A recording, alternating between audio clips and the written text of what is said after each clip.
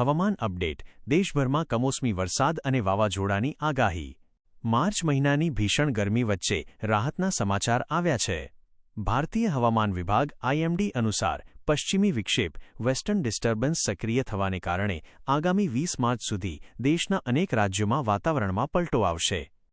પ્રાદેશિક આગાહીની મુખ્ય વિગતો. વિસ્તાર. આગાહીની વિગત. દિલ્હી NCR. હળવો વરસાદ અને વાદળછાયું વાતાવરણ.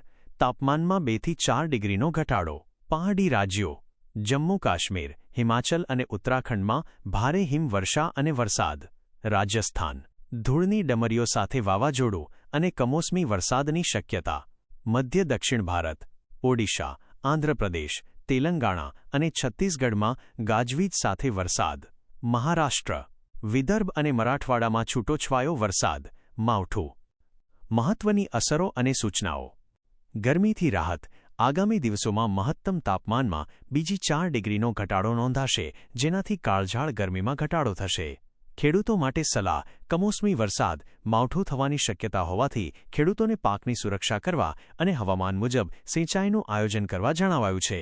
પ્રવાસીઓ માટે એલર્ટ. પહાડી વિસ્તારોમાં ભારે હિમવર્ષાને કારણે પ્રવાસીઓને સાવચેત રહેવા અને ઊંચાઈવાળા વિસ્તારોમાં જવાનું ટાળવા સૂચના અપાઈ છે.